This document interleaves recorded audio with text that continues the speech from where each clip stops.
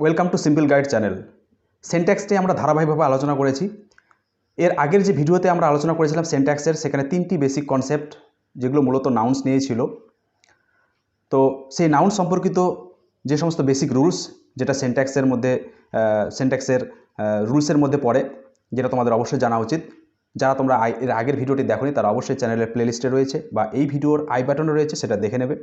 সেন্ট্যাক্স নিয়ে ধারাবাহিক আলোচনা আমি করছি, তোমরা এই চ্যানেলের সাথে থাকো। যারা নতুন তারা অবশ্যই চ্যানেলটি সাবস্ক্রাইব করে সাথে থাকো, আর যারা অলরেডি সাবস্ক্রাইব করে রয়েছে তাদের সবাইকে অসংখ্য ধন্যবাদ।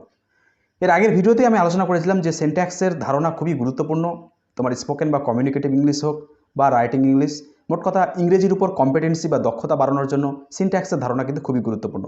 এছাড়া এটাও বলেছিলাম যে গতানুগতিক ইংরেজি গ্রামার থেকে সেন্ট্যাক্সের ধারণাটা একটু আলাদা। তুমি সব কিছুই জানো, কিন্তু সেন্ট্যাক্সের ধারণা যদি না থাকে তুমি কিন্তু ইংরেজিতে ভুল করবে। এছাড়াও এটাও বলেছিলাম যে যারা চাকরির পরীক্ষার জন্য খাটাখাটি করছো, অর্থাৎ বিভিন্ন কম্পিটিটিভ পরীক্ষার জন্য প্রস্তুতি নিচ্ছ, তাদের জন্য কিন্তু অত্যন্ত গুরুত্বপূর্ণ সেন্ট্যাক্সের এই ক্লাসগুলো। কারণ চাকরির পরীক্ষায় যে এরার কারেকশনের উপর ইংরেজির কোশ্চেনগুলো করা হয়ে থাকে বা সঠিক ওয়ার্ড সাবস্টিটিউট বেছে নেওয়ার কথা বলা হয়ে থাকে, সেখানে কিন্তু সেন্ট্যাক্সের উপরেই কিন্তু রুলসগুলো এদিক ওদিক করে ঘুরিয়ে কোশ্চেন করা হয়ে থাকে। যার জন্য বলবো চাকরি পরীক্ষার্থীদের জন্য কিন্তু এই ভিডিওটি অত্যন্ত গুরুত্বপূর্ণ। আর সবশেষে এটাও বলবো যে কেন এই ভিডিওটি দেখবে। এই ভিডিওটি এই কারণে দেখবে যে আমি ধারাবাহিকভাবে পার্ট বেসিসে সেন্ট্যাক্সের উপর ক্লাসগুলো করাচ্ছি, আলোচনা করছি যথাসম্ভব। তোমরা যদি এরপরও বুঝতে না পারো অবশ্যই কমেন্ট করে জানাবে কোন অংশে বুঝতে পারোনি, আমি অবশ্যই উত্তর দেবো। গ্রামার বইয়ে বস্তুতপক্ষে অনেক আলোচনা রয়েছে, বিভিন্নভাবে রয়েছে, বিভিন্ন প্রেক্ষিতে রয়েছে। এছাড়াও অনেক টিউটোরিয়াল ভিডিও তোমরা পাবে, কিন্তু আমি বলবো যে এখানে আমি সহজ সরলভাবে আলোচনা করেছি, যাতে বিভিন্ন ধরনের ছোটোখাটো রুলস নিয়ে এসে বিভ্রান্ত করব সেরকম কোনোরকম আলোচনা করিনি। যেগুলো বেসিক কনসেপ্ট এবং একই সাথে সেই বেসিক কনসেপ্টের সাথে আর কি ব্যতিক্রম জিনিস থাকে সেটাও কিন্তু আমি উদাহরণের সাথে আলোচনা করার চেষ্টা করছি। তো ঠিক আছে, ভিডিওটা দেখতে থাকো। আজকে আলোচনা করব কালেকটিভ নাউন্স। কতগুলো কালেকটিভ নাউন্স বা গ্রুপ নাউন্স রয়েছে। কি বলছে? Collective nouns or group nouns take singular verb but take plural verb when thought of separately. বলছে কতগুলো কালেকটিভ নাউন রয়েছে যেগুলো যদি একত্রিত ভাবা হয় সেগুলো সিঙ্গুলার সাবজেক্ট হিসেবে সিঙ্গুলার ভার্ব নেয়, আবার যদি সেপারেটলি আলাদাভাবে ভাবা হয় তাহলে কিন্তু সেটা প্লুরাল অর্থ বহন করে এবং সেক্ষেত্রে প্লুরাল ভার্ব নেয়। কী জিনিসটা উদাহরণগুলো দেখো তাহলেই বুঝতে পারবে। The crowd is mad. Crowd বলতে উত্তেজিত জনতা, উন্মত্ত জনতা, একসাথে বলা হচ্ছে। হ্যাঁ, জনতা, মোট কথা উন্মত্ত উত্তেজিত বাদ দাও, জনতা। তো ক্রাউড ইজ ম্যাড, জনতা পাগল হয়ে গেছে। এই জনতাকে একত্রিতভাবে ধরা হচ্ছে এখানে। একই রকম the jury was unanimous in its decision or thought of as a whole. এখানে জুরি বলতে বিচারক মণ্ডলী ইউনানিমাস অর্থাৎ একত্রিতভাবে একটা সিদ্ধান্ত নিচ্ছে। তার মানে কি, জুরির মধ্যে তো অনেকগুলো লয়ার থাকবে, তাদের একত্রিতভাবে জুরিটাকে বোঝানো হচ্ছে, যার জন্য এটা কিন্তু সিঙ্গুলার ভার্ব রয়েছে। আবার the jury are divided in their opinion, বিচারক মণ্ডলী তাদের ভিন্ন ভিন্ন মতামতের ভিত্তিতে ভাগ হয়ে গেছেন। এখানে জুরির প্রত্যেকটা সদস্যকে আলাদাভাবে ভাবা হয়েছে, যার জন্য এখানে কিন্তু প্লুরাল ভার্ব। একই রকম দেখো, the committee has postpone it's general meeting. Committee তার যে সাধারণ সভা আয়োজন করেছে সেটা পোস্টপোন করেছে, স্থগিত করেছে। কমিটিকে একত্রিতভাবে ভাবা হচ্ছে, কমিটির যত রকম সদস্য রয়েছে, মেম্বার্স রয়েছে, তাদেরকে একত্রে ভাবা হচ্ছে। আবার the committee war divided in their opinions. আবার কমিটিটা ভেঙে গেছে তার বিভিন্ন মতামতের ভিত্তিতে। এখানে কমিটির সমস্ত সদস্যকে পৃথকভাবে আলাদাভাবে ভাবা হয়েছে। তো এই জিনিসগুলো খেয়াল করতে হবে। মোর ওয়ার্ডস লাইক দিস। আর এই ধরনের কী গ্রুপ ওয়ার্ডস বা কালেকটিভ ওয়ার্ডস রয়েছে যেগুলো যখন একত্রিত ভাবা হয় সিঙ্গুলার ভার্ব নেবে, আর পৃথকভাবে ভাবা হবে তখন প্লুরাল ভার্ব নেবে। যেমন মব, হ্যাঁ, জনতা, উত্তেজিত জনতা। Council, audience, crowd, family, public, team, army, class, government, herd, crew, etcetera. বাংলাগুলো যথাসম্ভব বলে দেওয়ার চেষ্টা করছে নিচে, তোমরা সেটা দেখে নাও। এরপরে বুঝতে অসুবিধা হলে অবশ্যই কমেন্ট সেকশনে কমেন্ট করতে পারো কোন পার্টটা কোথায় তুমি বুঝতে পারলে না। তো এইভাবে দেখলাম আমরা এই যে ওয়ার্ডগুলো আমি বললাম, এই ওয়ার্ডগুলো অবশ্যই তোমরা মনে রাখার চেষ্টা করবে যে এই ওয়ার্ডগুলো যখন তুমি স্পোকেন ইংলিশে বলবে বা লিখিত ইংরেজিতে লিখবে তখন সজাগ হবে এবং তাদের যে রেসপেক্টিভ রুলস রয়েছে সেই রুলস অনুযায়ী কিন্তু সেগুলোকে ব্যবহার করবে। নেক্সট, এরপরে যে রুলসটা আমি আলোচনা করবো সেটা বলছে different titles names of plural form also take singular verb. বিভিন্ন ধরনের নাম, সারনেম, হ্যাঁ, নাম হতে পারে যেগুলো প্লুরাল ফর্ম, তাদের দেখতে প্লুরাল ফর্ম, হ্যাঁ, তারা কিন্তু সিঙ্গুলার ভার্ব নেয়। হ্যাঁ, কারণ তারা ওয়ান থিং, একটা জিনিসকেই বোঝায়। উদাহরণটা দেখো তাহলে বুঝতে পারবে।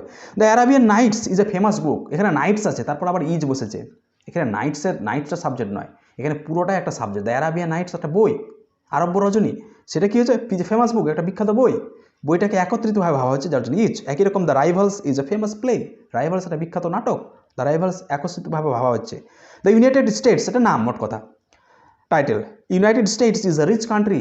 ইউনাইটেড স্টেটস একটা ধনী দেশ। মোর ওয়ার্ডস লাইক দিস, আর এই ধরনের কী কী ওয়ার্ড রয়েছে যেগুলো বিভিন্ন ধরনের সারনেম, টাইটেল এগুলো হতে পারে। হ্যাঁ, তোমরা আরও অনেক প্র্যাকটিক্যালি দেখতে পাবে। এখানে কয়েকটা দিয়ে দেওয়া হয়েছে, just essays of Elia, tales from Shakespeare, books, বিভিন্ন ধরনের যে বইগুলো রয়েছে সেই বইগুলোর নামকরণ সেক্ষেত্রেও বা দেশের নামকরণের ক্ষেত্রেও কিন্তু আমরা যেগুলো দেখতে প্লুরালের মতো মনে হবে, কিন্তু সেগুলো যেহেতু একত্রিত একটা সাবজেক্ট, একটা থিম, একটা টাইটেল, সেই জন্য কিন্তু ভার্বগুলো সিঙ্গুলার হবে। এবারে চলে আসি নাউন সম্পর্কিত আরেকটি rule. Some pair nouns are plural in form and take plural verbs. কতগুলো পেয়ার নাউন রয়েছে, অর্থাৎ ওরা জোড়া আকারে বসে, এরা কিন্তু দেখতেও প্লুরাল এবং অবশ্যই ভার্বটিও প্লুরাল নেয়। কি সেগুলো? যেমন মাই ট্রাউজার্স নিড ক্লিনিং। আমার ট্রাউজার্সটা কি পেয়ার, জোড়া আকারে, তো যার জন্য কী হয়েছে এখানে ভার্বটা প্লুরাল হয়েছে। আমার ট্রাউজারটা পরিষ্কার করা দরকার। একই রকম new glasses are very costly. তার যে নতুন গ্লাস বলতে চশমার কথা বলা হয়েছে। এখানে যদি পার্টিকুলার কোনো গ্লাস, অর্থাৎ কাচের পিস অফ গ্লাস এই খণ্ড হিসাবে ভাবা হতো, তাহলে কিন্তু আমরা সেটা অন্য রেসপেক্টিভে ভাবটা আনার চেষ্টা করতাম। কিন্তু এখানে গ্লাস বলতে চশমার কথা বলেছে, যেটা দুটো পার্ট রয়েছে চশমার, যার জন্য এখানে কী হয়েছে ভাবটা plural. Where are the scissors. কাঁচিটা কোথায়? কাঁচিটিরও দুটি পার্ট রয়েছে, সিজার্স। হ্যাঁ, কোথায় কাঁচিটি? কোথায়? একটি কাঁচি, কিন্তু এখানে যেহেতু দুটি পার্ট হিসাবে আমরা দেখছি পেয়ার নাউন, তার জন্য এটা এখানে আমরা কী করছি, আর ভার্ব দিয়েছি। মোর ওয়ার্ডস লাইক দিস, আর এই ধরনের কী কী শব্দ রয়েছে, নাউন রয়েছে, সেগুলো trousers, glasses, scissors, pants, tongs, spectacles, pyjamas. বেশিরভাগের অর্থ তোমরা জানো, না জানো স্ক্রিনে আসছে দেখে নাও। তো এই ধরনের যে পেয়ার ওয়ার্ডগুলো রয়েছে সেগুলো কিন্তু ব্যবহার করার ক্ষেত্রে আমরা কিন্তু সাবধান হব এবং ভার্বটা জেনে বুঝে ব্যবহার করব, যে পেয়ার ওয়ার্ডগুলো সবসময় প্লুরাল নেই। তো আজকে আমরা মোট 3টি জিনিস জানলাম। একটা হচ্ছে যে কালেকটিভ নাউন বা গ্রুপ ওয়ার্ড যেগুলো রয়েছে, যেগুলো একত্রিতভাবে ভাবলে সিঙ্গেল সাবজেক্ট হিসেবে সিঙ্গেল ভার্ব নেবে, এই সিঙ্গুলার ভার্ব নেবে, এবং একই সাথে কতগুলো ডিফারেন্ট টাইটেল নেমস রয়েছে। হ্যাঁ, নামকরণ, নাম, সারনেম, বইয়ের নাম হতে পারে, দেশের নাম হতে পারে, সেগুলো কিন্তু প্লুরালের মতো মনে হলো, কিন্তু একত্রিত থিম বা কনসেপ্ট বোঝাচ্ছে, দেশ, বই এগুলোর নাম বোঝাচ্ছে, তার জন্য সিঙ্গুলার সাবজেক্ট হিসেবে সিঙ্গুলার ভার্ব নেবে। একই রকম যেগুলো পেয়ার নাউন্স, চশমা, ট্রাউজার্স, গ্লাস, সিজার্স, এই সমস্ত কিছু পেয়ার ওয়ার্ড রয়েছে যেগুলো কিন্তু প্লুরাল হিসাবে, মানে একত্রিতভাবে একটি, কিন্তু যেহেতু পেয়ার ওয়ার্ড জোড়া জোড়া আকারে সেগুলোকে আমরা বুঝি, সেই জন্য কিন্তু এগুলোর পর অবশ্যই ভার্বটি প্লুরাল হবে। তো আজকে এই 3টি কনসেপ্ট নিয়ে আলোচনা করলাম। একই সাথে সব কনসেপ্ট নিয়ে আলোচনা করে মাথা ভারী করার কিছু নেই। অবশ্যই পার্ট বিশেষে সিনট্যাক্সের উপর আমি ধারাবাহিকভাবে আলোচনা করছি। তোমরা ভিডিওটা দেখো, বোঝার চেষ্টা করো। সিনট্যাক্স কিন্তু অত্যন্ত গুরুত্বপূর্ণ। হ্যাঁ, এই সমস্ত বিষয়ের উপর থেকেই কিন্তু সাধারণ কোশ্চেন করা হয় বিভিন্ন কম্পিটিটিভ পরীক্ষার জন্য। এছাড়াও তুমি নর্মালি ইংরেজির উপর কনসেপ্ট ডেপথ বাড়াতে চাও, স্পোকেন বা কমিউনিকেটিভ ইংলিশ, তার জন্য তো এগুলো অবশ্যই তোমার জানা দরকার। ভিডিওটি দেখার জন্য অসংখ্য ধন্যবাদ। চ্যানেলটি সাবস্ক্রাইব করে পাশের বেল বাটনটি প্রেস করে আমাদের সাথে থাকো। ধন্যবাদ।